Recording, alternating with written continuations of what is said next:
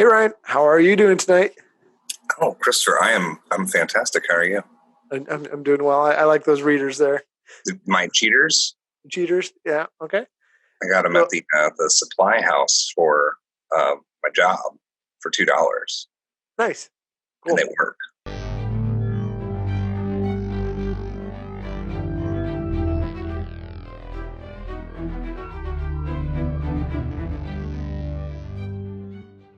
What is going on? I just noticed on your right hand shoulder there. What is that, a car thing or what's going on? Yeah, to your right there. It looks That, like a that over tire there? with a handle. Oh, are we talking about rolling rights today? Is that yeah? This is my GasLands case. Oh, you do put. Okay, we did talk about GasLands before, but you put your cars in there. That's awesome. Yeah, show it off. What do you put your GasLands cars in? I need to build some Gasland cars. I enjoy Gaslands, but I need to build some. You So you know they make carrying cases for GasLands. is that one made specifically for Gaslands? It is if you cut out all the pieces to carry your bits. All right. Hot mess spilling. I love it. Yeah. So, okay. You Um, don't have like your little tire piles, yep. you know? And then you never bought real dice, so you still have the dice that you made like when the game was released 2 or 3 years ago. Yeah. Okay. So you did play first edition too. I Okay. was, yeah. And then and you flip it over, and then you have to be extra careful because you bought your case at the thrift store, so it is kind of broke. Uh, And you got all your cars. nice. Not all of them, but All the ones that fit. Why don't you? So before we got going, you were showing me the one with uh, the wrecker that had like the harpoon and the nuclear powered engine. oh, absolutely.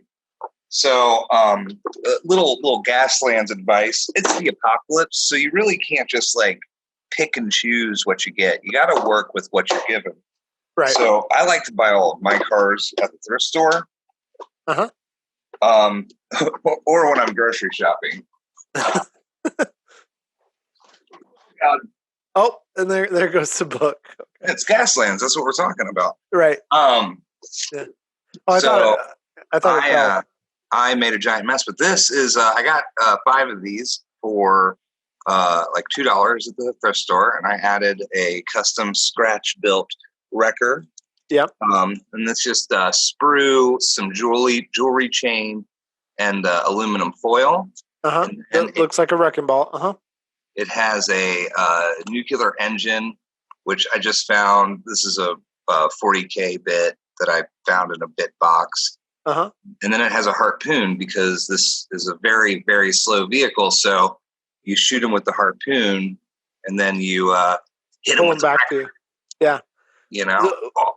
Well, my favorite thing about that wrecker is the fact that it says Tonka. So Yeah. like that if you're in this world, like it's not a Mac or a cat or something, some other big heavy machine, whatever the heavy machinery it is that pulls up and harpoons you and then pulls you to it and hits you right before you get destroyed by that giant wrecking ball that is as big as the motorcycles in the game. You get destroyed by something that says Tonka. Well, that's why I painted it yellow. Yeah, right. Because they were green. You can kind of see it. Airbrushes, Sure. man. Airbrushes. Yeah, no, I love it. Like, there's that nice sense of irony that would be at work in the world if you were to get destroyed there. Like, I don't know. That's what I always get destroyed. You will by my. I think this is like a 50 point. No, it's this is 46 cans vehicle. Yeah. And it has a support car that runs with it. I have a yellow buggy with a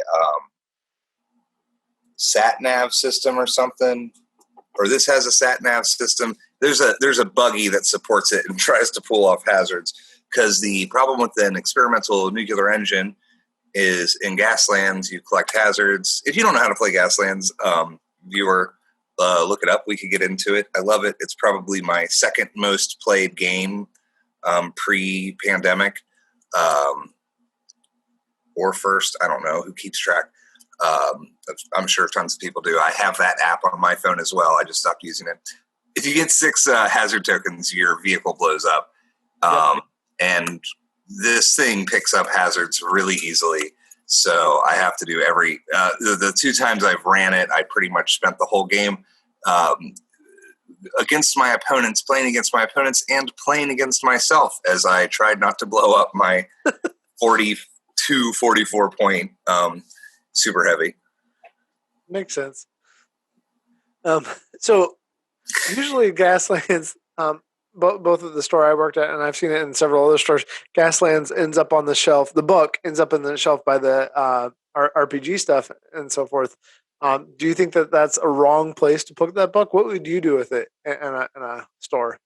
Well, if I had a store, I would work out something with a thrift store, and I would give it its own little section where I would just sell bags of cars, and then also, like, I have some scale diamond plate somewhere, and the problem is scale diamond plate. You get like 2 or 3 sheets for like $15, and it's more than you'll ever need for GasLands. So if I was a retailer, I would have a section for it because it's a pretty accessible game. Oh, absolutely. Get your templates from one of the local laser cutter guys. This is from Warped Mind. He's a local. Okay. I picked up. I think mine were like $20. Yeah. Like, but I got mine through the store, but they're not bad at all. Like, and the book is cheaper. Yeah, that's a good idea. Just make its own section and add some thrift cars to get somebody started. I like it. Yeah, and then yeah. I mean, my dream retail space would have like a hobby space that isn't just for painting, but nice. I like that. I've never seen a store, and not that it doesn't exist. There's hundreds of stores out there, but I've never seen a store that had a dedicated GasLands space. Yeah, I mean, it wouldn't be a big amount of space. You got like you keep 4 books, right? You don't need. Yeah, I mean, you could do a lot with a little bit. Yeah, for sure. Now, on the other hand, the one thing that is taking up a bunch of space for a bunch of people right now is what I'm wearing. Wave 1 stuff has been going out the last couple weeks. This is a game I don't know very much about. But I like some of the ethos, and I love the painting that goes on there. I've been following the painting on the Facebook groups for a while now, and I also do follow a subreddit of people who do painting for it, and that's BattleTech. So you want to see some minis? You should take them out of the box. You want to see some?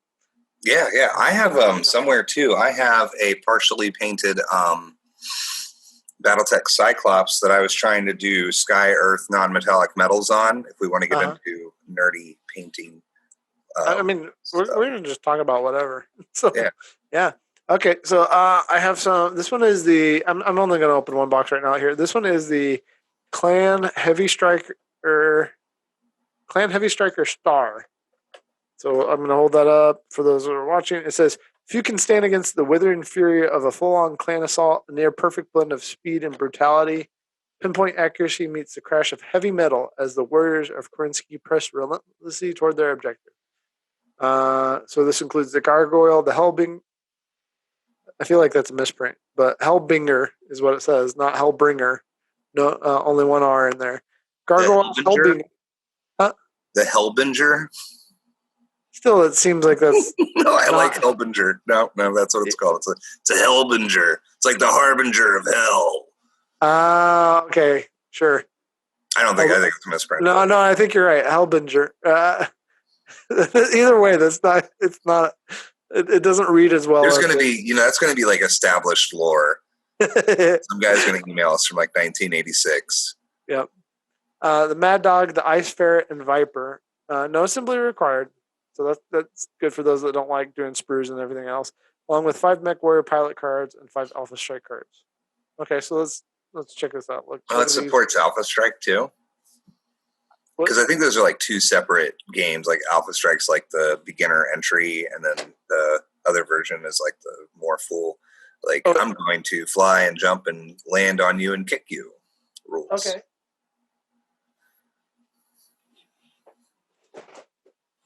Well, so I have the Clan Invasion box in here too. I don't. Oh, no, that's loud. That's terrible. I don't know. I am very, very ignorant about BattleTech. Just read the rules that you got and play those. That's all that matters. Right? Yeah. I don't know. So, I mean, you're probably right. You're more knowledgeable. Ooh, these yes, are really. Our previous podcasts have established that I'm more knowledgeable. I'm always impressed with inside box art. Yeah, there's art inside the box. That's when companies actually go above and beyond and finish things thoughtfully. Like, look at that. That's fun. Hey, companies, you don't need to do that. I'll just slide it into the recycling anyway. I don't care. But for the people that keep it forever, like, I'm not going to keep it. I will be recycling that eventually. But for now, because it's going with me down to Cincinnati when I move, for now, it is enjoyable to see that. And I know that there are some people that keep it forever. Not me. I also recycle the box. Dude, you took it out of the box. It's no longer NIB, man. No. The value of that just crashed. Yeah. So we have, I have no idea what I'm looking at. I guess there's like a striker, a skirmisher, a scout, another striker, and a missile boat.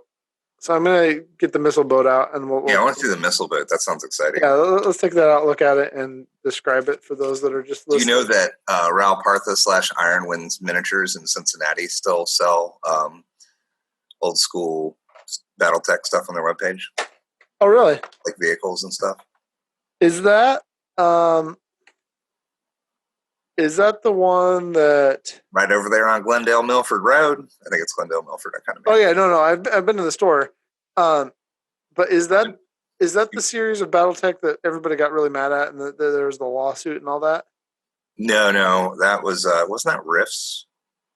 Maybe so. Again, no, this is like 1980s metal casting. Oh, the first one. Okay. Yeah, Iron Wind Miniatures doesn't really have a store. They have a warehouse filled with casting molds, and they don't. Yeah, they do produce things for people to sell and ship from there.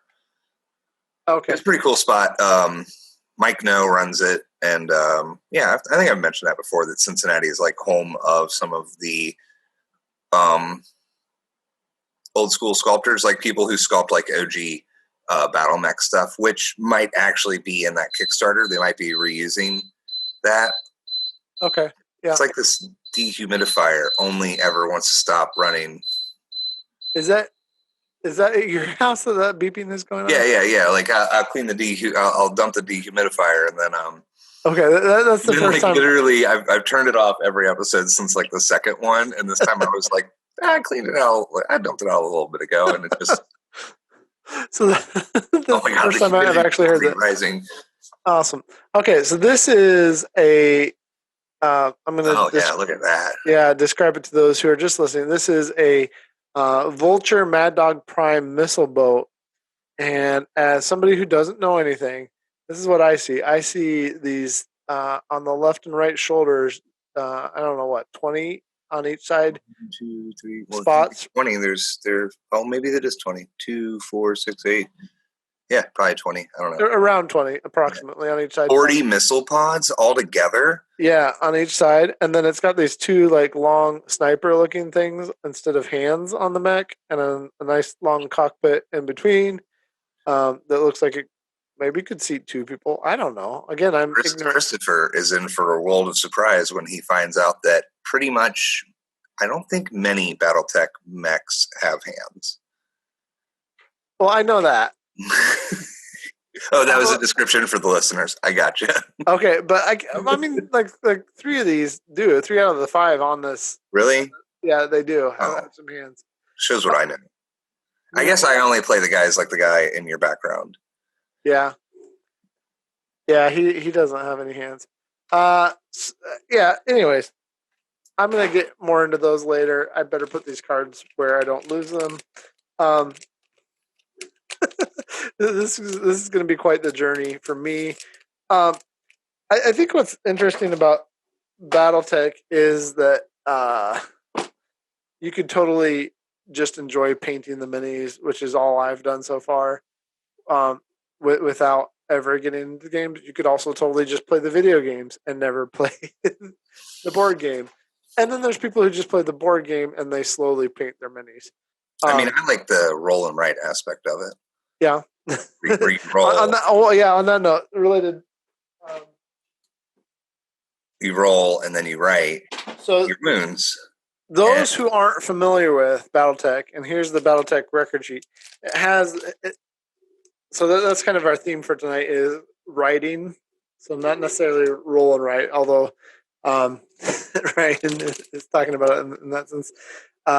You have this giant sheet that has all these points on there that you show where the damage happens to the BattleTech, the battle mech. It's kind of silly. The BattleTech mech? The BattleTech battle mech.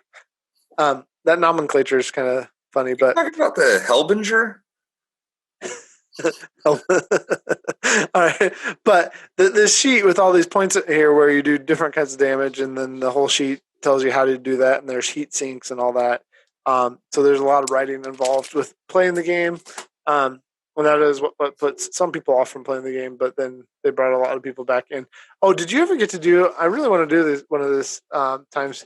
They have these BattleTech pods. Have you ever seen the pods? Oh yeah. I've played in those a couple times. Oh, I really want to do that sometime. I didn't get first place once. I had 13 kills, and the second highest number of kills was like 10. Nice. I had 13, and I got like last place because I also had 15 deaths. All power, baby. No armor, power and speed. Did you just like run into people? And I think you got to like load it out how you wanted. So it was just like a really big gun on a very small light mech. Yeah, so basically like you shot them and killed, and then you're just standing there waiting to recharge. Yeah, I was like super fast. But no, BattleTech's nice because it has a ton of depth, and you can include as much depth as you want to the game. Yeah. So you've got heat sinks, you've got like shots going to different areas. So you got your armor for your mech, and then your armor for your pilot, and you can like push people and kick people, and just there's I've gone to Origins. If you're ever at Origins or a con where Catalyst is there, they have a in Columbus, yeah. The Catalyst Games has they had it at Adepticon too, which is in Chicago. Yep. But yeah, they have this like table for like 8 people, and you get like a beginner mech, and then you sit down and somebody teaches you the game from the basics, and then you play through, and you have like you track it, and then when your mech blows up or you have certain things, you upgrade to bigger and better mechs. Don't do that for the first time on the last day. It's a little because everybody's playing that's got like really good mech. It's still fun, and you still learn the game. Right. You know, and then they come by and they give you sometimes, or at least they did for us. They just gave us a mech, like one of the plastic mechs, nice. which I have been painting. Yeah. Well, in a very complicated paint scheme that I gave up on. I need to go back and work on my Clan Wolverine ones. But do what you love, and I love not finishing paint jobs. I mean, that's the story of every miniature painter ever, right? Yeah, is that we start lots of things and we will finish them someday, right? Yeah, I got hobbies. You know, I could retire today, right? I got stuff to do. On that note, I picked up another roll and write this week, and you've never played a roll and write. I think I have, but I haven't. What do you think you have played then? I was at some con, and I think I played a roll and write that was like suburban builder or something. I don't know, but I think I sat down to play with like a room of 200 people. Okay. All right. And I don't know. Was it Welcome 2? You can play Welcome 2 with a ton of people. And okay. Like Probably. were they flipping cards and then you fill out your little neighborhood? Yeah, with like pools and stuff or something. Yeah, yep. There's Welcome 2. That's one of my favorites. Yeah, it's a lot of fun. I was just going to mention it tonight, but yeah. I mean, what did you think of it? I had a lot of fun. It was a really great experience. I think it was like some kind of record for the most number of people to play Roll and Write. The designers ran it. Nice. I should remember what convention it was at. I don't know. Deepwater, before all COVID stuff, they were really good. In fact, they for those that are on Facebook and so forth, they do have a really good community on Facebook. They do a lot of live playthroughs and stuff like that still. They were planning on coming to the stores I worked at and doing some demo nights. They do a lot of demo nights all over the Midwest regularly, and then they do all the cons and stuff too. Really good team. So I'm sure because they're pretty cool people. I think I said everything was 2 years ago, but I don't really have a concept of time anymore. I know time, right? It's this thing that's fluid and doesn't really matter. Well, so I was excited because Welcome to, like I said, is one of my favorite roll and writes. I finally picked this one up. This is called Floor Plan. And Floor Plan, you're rolling. Instead of flipping cards, you're rolling. And you're building your little house. And you have a piece of paper where it looks kind of like a blueprint paper, architect's paper. And it shows you how you can, what types of things you can use for your dice. It has nice blue dice that match.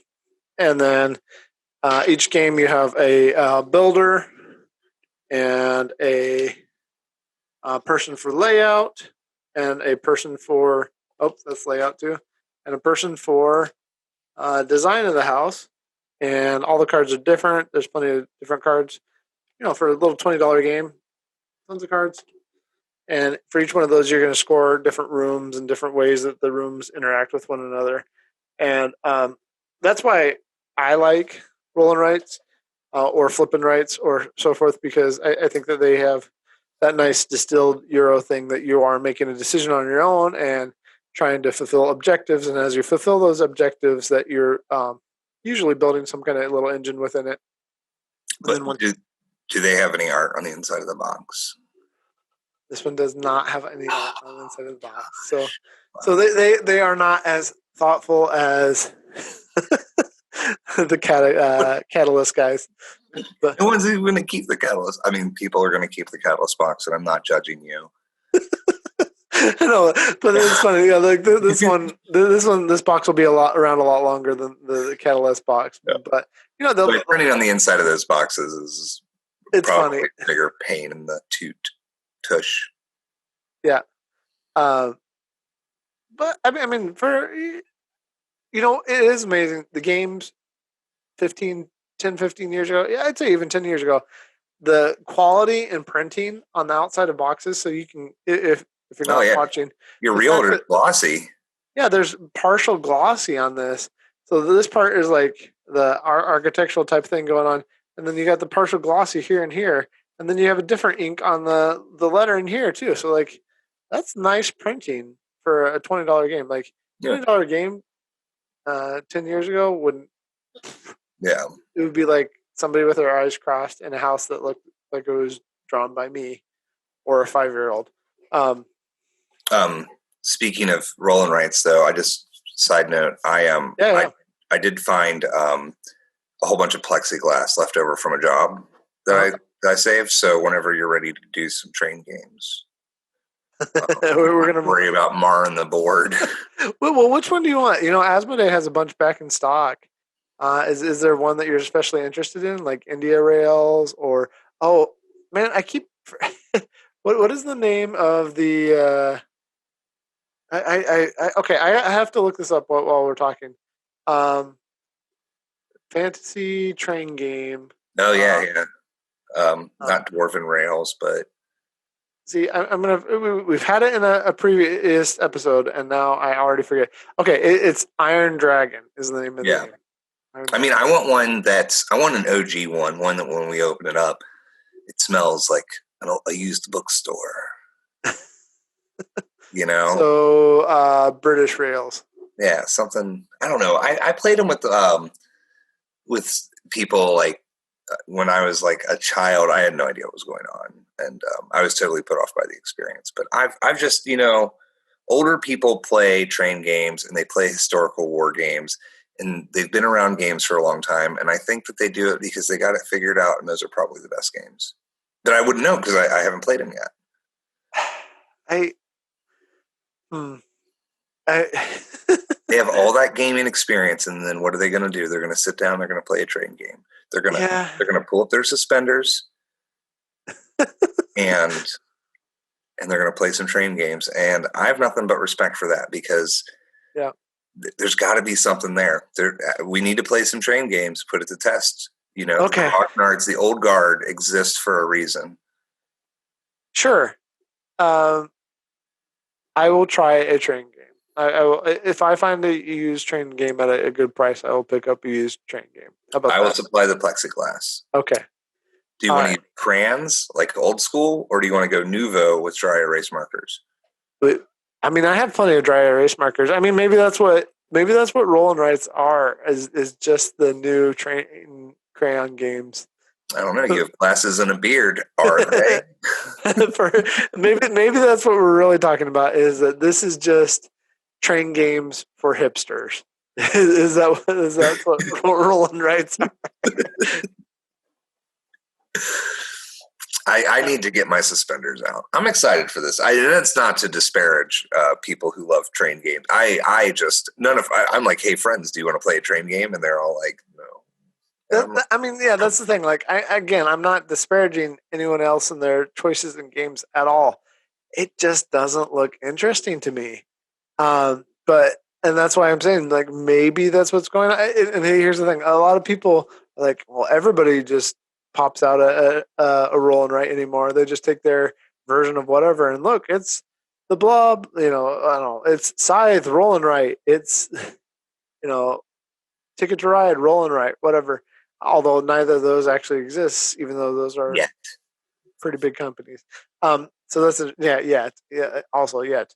Um, or hey, it's their half thought through idea for a game, so let's make it a roll and write. But I don't know. I don't know how you would do floor plan that wasn't just another polyomino game. Yeah. And that's why I like it as a roll and write. And then this one, which is the next one I have here, which I think I don't know. I need more plays. I've only gotten 3 little plays of this in, but I really like it so far. I thought this was going to be just gimmicky. Super Skill Pinball 4K. So it has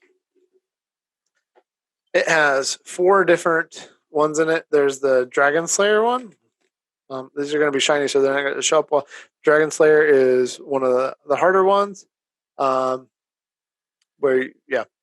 D&D type theme on it. There is the Boogie Nights or something like that, where it's like Disco Fever type one. There is the, what do they call it here? The Carnival, which is the easiest one.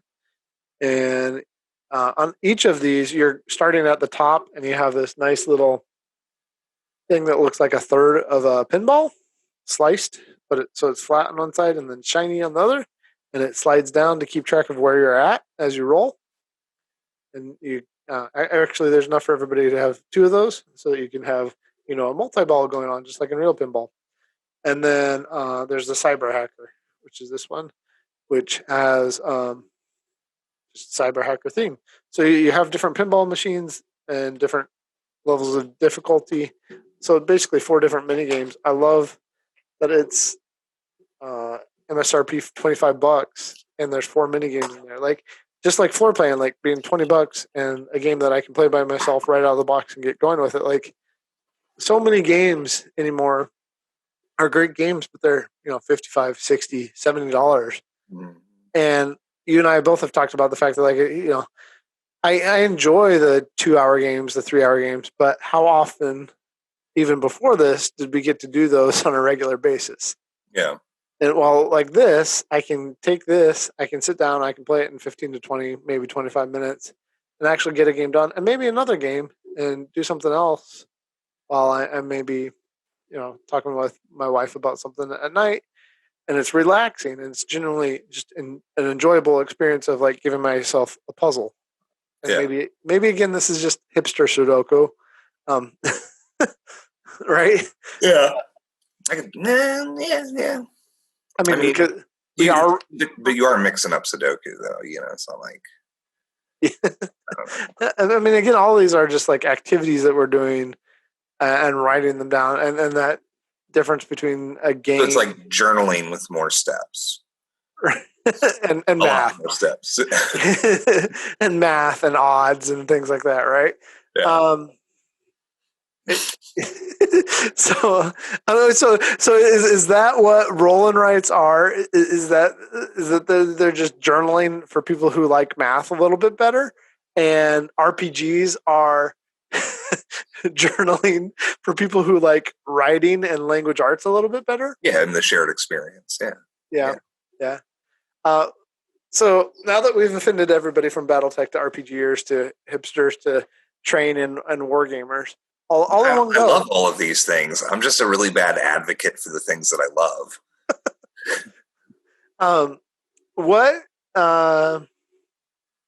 What is there a game that you do enjoy that involves writing on stuff? See, I'm putting you on the spot now. Yeah, I don't well, know. you talked about GasLands at the beginning. Yeah, GasLands. Oh, I would say I did pull this out. The thing about GasLands is it's a family friendly hobby terrain building thing. I took a whole bunch of cars, and you can't really tell because I haven't weathered them, but you can kind of see that it's smashed a little bit. Yeah. We went outside, and I gave my daughter, she's probably 5 at the time, a small hammer, and then I held the car down, and I just let her smash it with a hammer. It was a real good trust exercise. She has goggles on and stuff, but yeah. So I have like a whole bunch of smash cars. So that's like something you could do with your kids if you trust them not to smash your fingers, which she didn't. And our hobby time together has only gotten more trusting. She gets to use like a knife sometimes. Yeah. You gotta ask to use the knives and. So really, we've turned this episode into homeschooling tips for everybody, because now you can do math and games, you can do writing and journaling, and you can do arts and crafts and fine motor skills, color theory. Yeah, all these things. You can talk about the coming apocalypse as you play GasLands with your kids. Yeah, you work through that. I think I was having a conversation with my wife about that a couple days ago, and about how the different genres that I enjoy, but that I want to introduce my kids to, and the primary genre that I try to introduce them to is fantasy, because it can have overtones of the real world and parallels, but it's very distant from that. Whereas one of my personal favorite genres is post-apocalyptic, but I don't really want to introduce my kids to that one too much. Right. Yeah. I mean, The Road is one of my favorite movies of all time. But I don't want my boys like. That was a hard read. Yeah.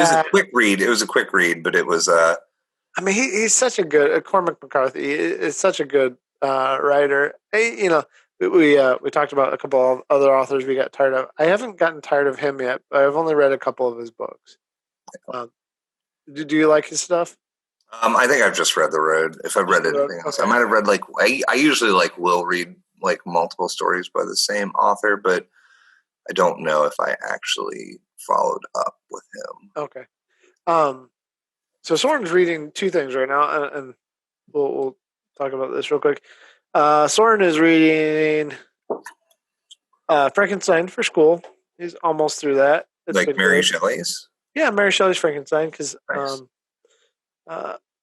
It's a good one to read at that age and talk about, personal development, what it means to be an individual, and all those things, because, junior high. So he's reading that. And then the other thing he's reading is I bought this for him because I'm running out of books, and he's been getting He is a voracious. Voracious. Reads a lot. He reads a lot. Ferocious. Is ferocious a word? I don't know. Anyways, so this book probably is tell us. Age of Rebellion. It's the core rule book. He's been reading through it. He's been getting ready to lead us on an actual like build our characters thing for this, and he's even allowing us to create our own characters that are outside the purview of this, and just modifying it. And Blaze, my younger son, has decided that he's going to be. Man, this is just meandering like I usually do.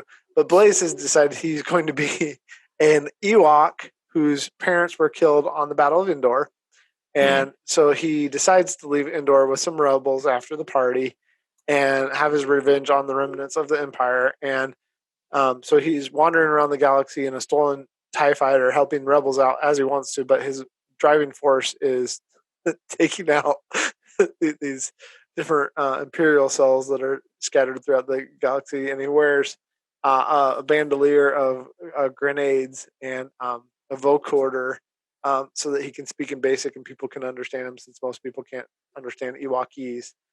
I don't know. I just Mad respect. I love this background. I know, right? But like, it has absolutely nothing. This is what made me think of it when you were talking about. It has absolutely nothing to do with Blaze's life at all. Like, what? Like, where did that come from? That like Carrie and I are still here, so Blaze's parents are still here. I mean, has he seen a Disney movie? Maybe that's what it is. I mean, what Disney movie besides Moana? There were probably a lot of them. I don't know. Every time I feel like I would turn on a Disney movie, there's just parents that need revenge on the Imperials by a short little Ewok. I mean, maybe that's what it is. He feels like he's the Ewok, and he's living out his need for I don't know. I'm not going to try to psychoanalyze power. Power and by getting the bad guys, right? So you can say he's not getting me, his dad. It's not a revenge thing, but it's I don't know. It's a role playing game. I don't know. I'm trying not to. I don't know. Like I said, I'm not going to over psychoanalyze my kid. We're playing a homebrew Rifts game. Using the Savage World rules, and I'm playing I'll break it down because I don't know a lot about Rifts. This is my first time playing Rifts in probably over 20 years. I am playing a kill cat, which is a mutant cat, but instead of like a house cat, I'm like a mutant tiger. So I'm a giant cat because a regular cat's a battle cat. I'm a kill cat. Juicer, which is somebody who has like an enormous cocktail of drugs in their body to give them superhuman strength. Of course. But I'm a Titan juicer, which means that I have like more drugs in my body than normal, and I'm a lot larger. So my character weighs multiple tons and is the size of a hippopotamus. I'm actually bigger than the guy in mech armor. And since it's since it's a homebrew, we're kind of doing like a Ready Player One type thing. Okay. And he said you could play whatever you want. So I'm playing the giant Pikachu. Yep. And I've actually green stuffed some battle damage on him. Okay. I will paint. So, read into that, Freud. I'll let those listening or watching decide what's going on there. Again, I'm not going to psychoanalyze anybody. Yeah. But this is a brand new game, and in the previous game, I played a identityless superhero mind controller that didn't have any real identity. They lost their identity when they were like young, and by identity I mean they don't even have like a constant face. So why would they go about mind controlling anybody? What's going on there? Like, how do you have the volition to do that? So the background was they were non-binary and that they were. This is heavy stuff. They were intersex, raised as a boy because in an abusive household, and when they hit puberty, their exotic powers developed, Okay. and they immediately one night lost their exotic powers developed, and they became the concept is that, like, you know how like Mystique changes and you kind of have that Yeah. in between. Mystique from X-Men, yeah. Mm-hmm. Yeah, this individual, the Wisp was their name. They constantly change the way that they look, unwillingly and unsettlingly. Yeah. So they had the ability to control the way that they look, but if they weren't actively doing it, then they just kind of looked like this amorphic blob of different identities, and their other powers were mind control. Okay, is it like a protection mechanism then to keep people from getting close to them in any way? Is that what the mind control is? Oh no, the mind control is just making people do what they want. Oh, okay. Just they were very so since they were like the background is they were like a runaway, and then they didn't really have, like, they were kind of grew up in like Nebraska or something, you know, very rural. They didn't have the skills to kind of survive, but they figured they learned that they could mind control people. Mm-hmm. So they went from being an adolescent to effectively an adult overnight. Yeah. But with the ability to mind control people, they just kind of got used to always getting their own way. They weren't like nefarious. They were still a hero, but they didn't like people that reminded them of their upbringing and people misidentifying them, mm-hmm. which was interesting because they looked like whoever they want. And I usually had them looking like different 80s pop culture icons. But so they just like androgynous pop culture icons like David Grace Bowie Jones. Okay. Grace Jones, and then was the big one because I love Grace Jones, and then David Bowie, and then like Prince and Iggy Pop. So just kind of pop punk icons. And interesting. So okay. So the whole concept was, but it was actually, that game lasted for a year, and there was a lot of, it was a superhero game, but it had a lot of exploration about morality and stuff like that. Very, very interesting. So yeah, dig through that, Freud. No, not me. So roll and writes, writing games. Are we leaving any major category out? I mean, we talked about RPGs and miniature, tabletop miniature games, and one of my favorite games is writing positive reviews about podcasts that I listen to. So maybe the listeners could try that. All right. Yeah, no, I mean, there's tons and tons of roll and writes now. We'll be playing some soon. Actually, the big game that Iron Rails. Iron Dragon. Iron Dragons. I need to look for a used copy of that Iron Dragon, and then we'll be able to do that. Actually, you know what? There might be a rental copy, and I'm going to be seeing you soon, so maybe I'll see if I can bring the rental copy with me. So if people have suggestions for like specific roll and writes or unknown ones or whatever, I'd love to hear that and check that out. But I think that this is a weird way to end this episode, but is it over already? Yeah, it's not necessarily a longer one. That's okay. We're going to be doing one more, maybe two more, and then this season's going to be done. It's wrapped up. Yeah, we're going to wrap it up. We've already mapped out the rest of the season, so spend some time getting new ideas. Yep, and then next season. So this is season 1. We just got going. This has been fun, but next season will be in 2021, and we'll be together in the same spot, and hopefully in a new little studio spot of some kind, and we'll figure that out, and we'll make it look fun and all that, and we'll be doing a lot more like gaming stuff, hands-on stuff. Yeah.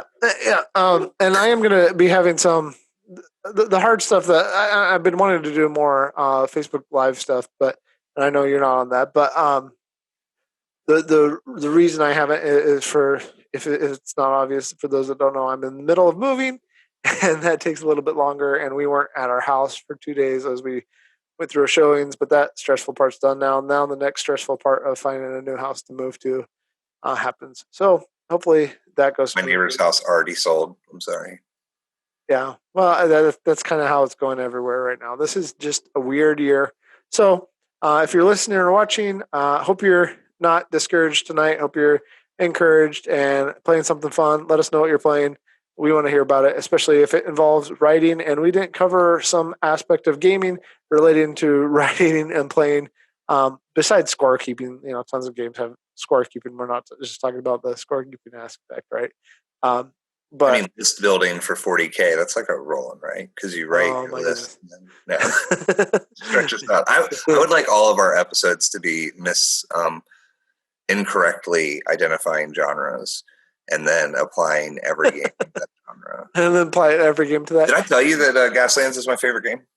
I forgot to mention that. You did forget to mention that. That's your new favorite game. No, that's my favorite. Always has been. This is your favorite game of all time. Okay. Yeah. Just like Keyflower. I mean, you have played a lot of it. Castles of Burgundy. That's my favorite game of all time. And Keyflower. Yeah.